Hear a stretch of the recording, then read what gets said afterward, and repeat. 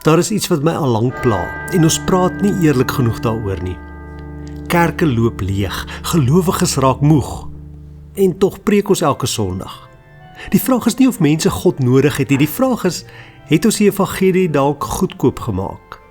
In hierdie boodskap wil ek eerlik kyk na wat ons verloor het en hoe ons dit kan terugkry. Bly tot die einde toe, want ek gaan 'n persoonlike getuienis deel en ook aan die einde 'n baie kragtige getuienis wat jy nie mag misloop nie. Hallo, my naam is Dani Mattee, baie welkom by my kanaal. As dit die eerste keer is dat jy na een van my video's kyk, is ek spesiaal vreeslik baie bly dat jy hier is vandag. As jy nog nie gesubscribe nie, oorweeg dit gerus om die subscribe knoppie daaronder te druk. En dan al my subscribers, baie welkom, ek waardeer julle vreeslik baie. Vandag is die onderwerp waaroor ek praat, die vraag, het die kerk die evangelie afgewater? Miskien moet ek dadelik byvoeg, as ek sê, het die kerk die evangelie afgewater, dat dit 'n baie groot veralgemening is, want die kerk is nie 'n gebou nie, die kerk is nie 1 of 2 of 3 persone nie, die kerk is elke gelowige, die kerk bestaan uit elke kind van God. Maar, het dit dalk gebeur, dat ons, willens of wetens, die evangelie goedkoop gemaak het, dit afgewater het? Miskien was jy al in jou lewe teleurgesteld. Nee, nie miskien nie. Ek dink jy was definitief ergens in jou lewe al teleurgesteld geweest. Ek onthou in 2017 was ek verskriklik teleurgesteld. Maar voordat ek teleurgesteld was ek verskriklik opgewonde. Miskien moet ek voorbegin.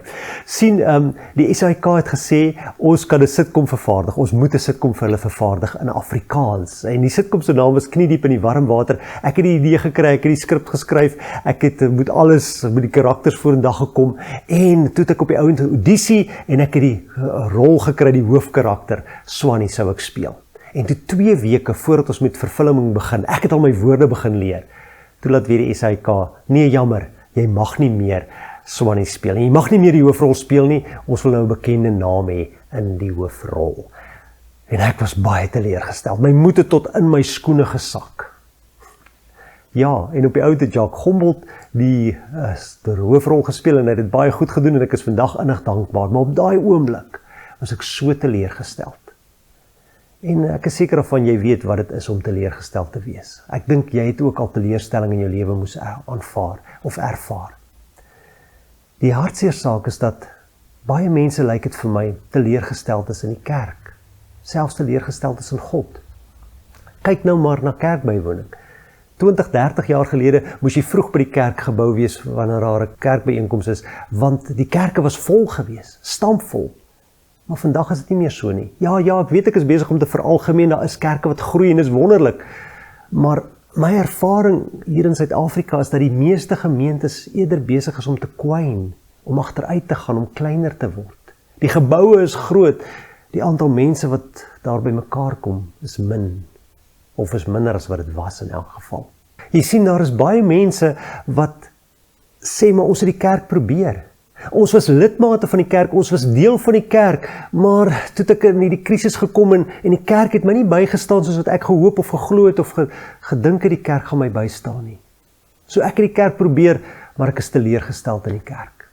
Of ek het geloof probeer, maar toe word my geloof getoets. En toe dink hulle, wat help dit? Ek moet hierdie krisis gaan, as ek 'n gelowige is, dan kan ek mos maar net sowel nie glo nie. Of dalk het hulle gesê, ja, ons volg vir God, ons is lief vir hom, maar toe het hulle gebid dat hy of sy nie moet sterf nie. Of dat hulle nie hulle werk moet verloor nie. Of dat hierdie ding nie oor hulle kind se pad kom nie. Maar hulle gebede is nie beantwoord nie, en hulle het gesê, wat help het om die Here te dien as hy nie my gebede hoor nie, as hy nie my gebede beantwoord nie. En hulle was teleurgesteld in die kerk, teleurgesteld in geloof en teleurgesteld in God. En ek dink een van die groot redes waarom mense selfs in God teleurgesteld raak is omdat ons wat die kerk is, die evangelie dalk 'n bietjie goedkoop gemaak het, ons het dit afgewater. Ons het dit so maklik gemaak om 'n Christen te wees. Al wat jy moet doen is om net so 'n klein deeltjie van jou week se lewe vir God te gee. Sien, net 'n uurtjie op 'n dag, want ons is so goed om ons lewe in kompartemente te deel. Hierdie deel is vir ons gesin, hierdie deel is vir ons ontspanning, hierdie deel is vir ons werk en hierdie deeltjie is vir die kerk, hierdie deeltjie is vir God. 'n uur op 'n week, en as jy dit nou nie kan maak nie, God sal verstaan. En dalk kan jy 'n bydraetjie maak en help met die bazaar een keer in 'n jaar. Maar dit is al wat die evangelie van jou vra. Maar is dit regtig so? Sien, ons het gedink, en ons het dalk willens of wetens so oorgedra aan mense, dat God en die kerk oor ons verleë is. Solank ek my bydrae gee, solank ek af en toe my gesig in die kerk wys, dan is dit genoeg. Want ek het mos my sonde bely, ek het mos eers in my lewe vir Jesus in my hart ingenooi. Maar is dit genoeg? Is dit al wat die evangelie vra? Kom ons kyk wat sê die Bybel. In Markus 10 lees ons dat Jesus met 'n ryk jong man praat. Dis net na die gedeelte waar die ouers hulle kinders bring om deur Jesus geseën te word en die disippels die kinders wegjaag en sê, nee, gaan weg, moenie die Here pla nie. En dan sê Jesus, nee, laat die kindertjies na my toe kom en moet hulle nie verhinder nie, want die evangelie is juis vir mense soos hulle bedoel. En dan as Jesus uit die huis uitstap, dan kom maar 'n jong man en hy val op sy knieë voor Jesus en hy sê, goeie leermeester, wat moet ek doen om gered te word? En Jesus sê eers vir hom, hoekom noem jy my goed? Daar's net een wat goed is en dit is God. Maar wat sê die wet? Wat sê die wet moet jy doen om gered te word, om die ewige lewe te beerwe? Die wet sê, moenie moord pleeg nie. Moenie egbreek pleeg nie. Moenie steel nie. Eer jou vader en jou moeder. En dan sê die jong man, maar al hierdie dinge het ek van kleins af gedoen. Maar hy het uiteindelik in sy hart geweet, dit was nie genoeg wat hy gedoen het nie. Want sien, as hy gevoel het dat dit genoeg was, dan sou hy nie hierdie vraag vir die Here kom vra het nie. Maar omdat hy geweet het, selfs sy beste pogings is nie genoeg nie, daarom kom vra hy vir die Here, wat moet ek doen? Wat moet ek nog doen? Ek het die wet onderhou van kleins af, maar wat moet ek nog doen om die ewige lewe te hê? Om seker te wees, ek gaan hemel toe. En dan sê Jesus vir hom, een ding kom jy kort. Gaan verkoop alles wat jy het. Gee die geld vir die armes, en dan kom jy terug en dan kom volg jy my. Wow! En dan lees ons dat die ryk jong man bedruk weggegaan het, omdat hy baie besittings gehad het. En die prys wat Jesus gestel het, was te hoog. Dit was te veel vir hom. Op 'n ander plek in Matteus 16, vers 24, daar praat Jesus met sy disippels, en is net nadat Petrus vir Jesus eenkant toe gevat het en hom tereggewys het, omdat Jesus gesê het, ek gaan gevange geneem word, ek gaan oorgegee word en ek gaan aan die kruis sterf en op die 3de dag gaan ek opstaan uit die dood. En dan praat Petrus met hom en sê Jesus vir hom, gaan weg agter my Satan, want wat jy wil doen is nie my wil nie, is nie God se wil nie. En dan sê Jesus vir sy disippels, as iemand agter my wil aankom, moet hy homself verloon, sy kruis opneem en my volg. Wat beteken dit? Petrus het Jesus verloon, hè? 3 keer het hy gesê, 3 keer, ja, ek moet my vingers reg kry, 3 keer het hy gesê, nee, ek ken nie hierdie man nie. Toe mense vir hom sê, maar jy is ook 'n Jesus volgeling. Toe sê hy, nee, ek weet nie waarvan julle praat nie, ek ken nie vir Jesus nie. Hy het Jesus verloon.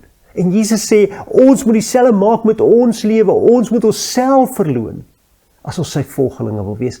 Anderster kan ons dit nie doen nie.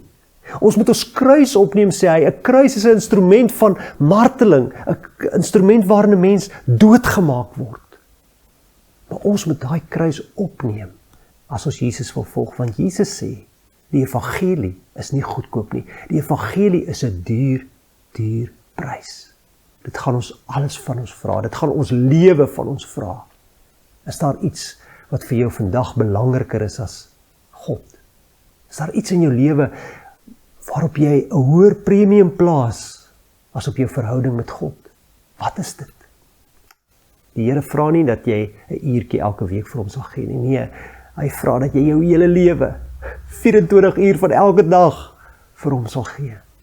Jou alles vir hom sal gee, want hy het sy lewe, sy alles vir jou kom gee aan die kruis. By geleentheid het Jesus gesê, as iemand sy ouers, sy eggenoot, sy kinders, sy broers of sy susters belangriker ag as my, dan is hy nie werd om my volgeling te wees nie.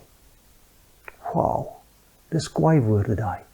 Miskien voel jy nou, maar ek is nie werd om 'n volgeling van Jesus te wees nie. Want ek is nie bereid, of ek weet nie hoe om my alles te gee vir die Here nie. Ek weet nie of ek dit sal kan doen nie. Miskien voel jy om soos die disippels te sê, maar wie sal dan gered kan word? As die prys so hoog is, wie sal dan gered kan word? En dan sê Jesus vir sy disippels, vir mense is dit onmoontlik, maar vir God is alles moontlik. Jy sien, dit wat ons as mense nie kan doen nie, om onsself te red, om die prys te betaal, wat die evangelie vra nie, dit kan God kom doen.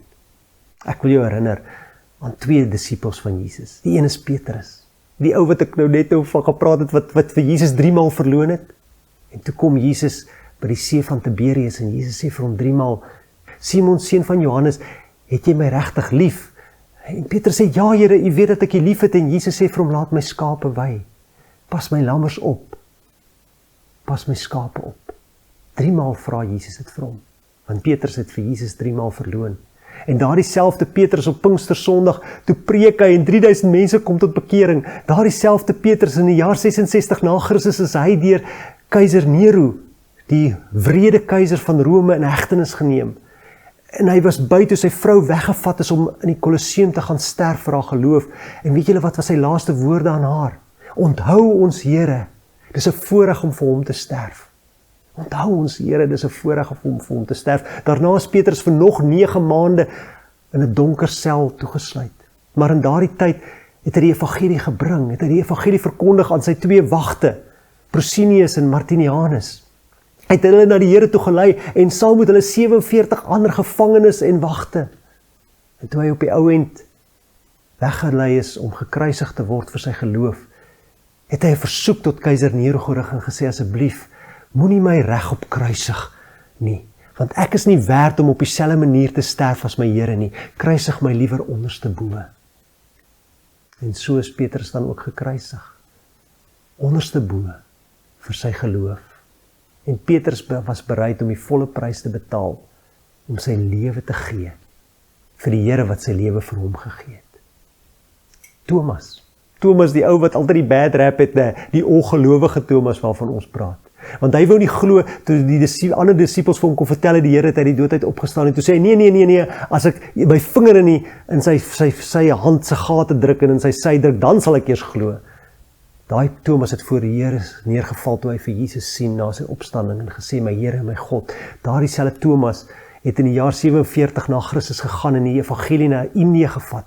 Hy het dit na Babylonië en na Persië toe gevat, selfs so ver as China het hy gaan verkondig, die Here het opgestaan, ja, hy het waarlik opgestaan. En in latere jare het hulle Thomas gevange geneem. Hulle het vir hom gesê, jy kan nie langer sê dat Jesus Christus uit die dood uit opgestaan het nie. En Thomas het gesê, ek kan nie ophou om dit te sê nie. En hulle het spies gevat en hom deur Thomas se hart gesteek. En Thomas het gesterf as 'n martelaar vir sy geloof. Ongelowige Thomas. Jy sien, wat vir mense onmoontlik is, dit is vir God moontlik. Want God spesialiseer in die onmoontlike. En hy kan jou geloof te hulp kom. Hy kan jou help om ook te glo, om ook alles op die spel te plaas vir die evangelie, vir die goeie nuus. En ek wil jou uitdaag vandag om dit te doen. As jy nog nie jou hele lewe oorgegee het aan die Here nie. Daar's net een manier om die Here te dien en dit is voluit. Dit help nie om koud te wees nie. Dit help nie om lou te wees nie. Jy moet voluit warm vir die Here wees. Ek wil afsluit met 'n laaste storie. Dis die storie van Sami. Dis nie eintlik 'n storie nie, dis 'n ware gebeurtenis en dit het in 2017 met Sami gebeur. Sami is 'n Irakees en in 2017 was hy op pad in Irak van een dorpie na 'n ander saam met van sy vriende. Toe hulle deur ekstremiste voorgekeer word, hulle is uit die kar uitgetrek, hulle is geblindoek en vir 3 dae aangehou. En na 3 dae is Sami en sy vriende op 'n sloot staan gemaak buitekant, op 'n diep sloot. En hy het geweet wat nou gaan gebeur. Hulle hande is agter hulle rug vasgebind en hy het geweet die terroriste gaan hulle skiet en hulle gaan vooroor binne in die sloot val en hulle gaan net so begrawe word. En in sy oomblik van doodsbenouenis, om dit so te stel, toe Sami die dood vierkantig in die oë kyk, wat het hy gedoen? Hy was nie 'n Christen nie, hy het nie as 'n Christen groot geword nie, hy het as 'n moslim groot geword, maar hy het ergens op die TV 'n evangelis die evangelie van Jesus hoor bring. En in daai oomblik, voordat hy sterf, het hy uitgeroep, Jesus, have mercy on me and forgive me my sins. Jesus, have mercy on me and forgive me my sins.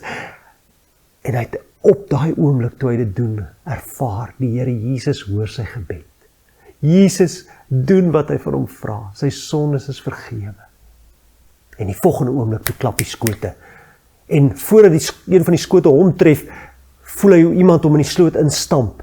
en die lyke val bo op hom, en daar lê hy, doodstil, maar een van die terroriste sien dat hy nog lewe en hulle trek los en hulle skiet op hom, maar gelukkig vir Sami tref die koels die lyke wat bo op hom lê. En die terroriste gaan weg, hulle gaan soek grawe om die sloot mee toe te gooi.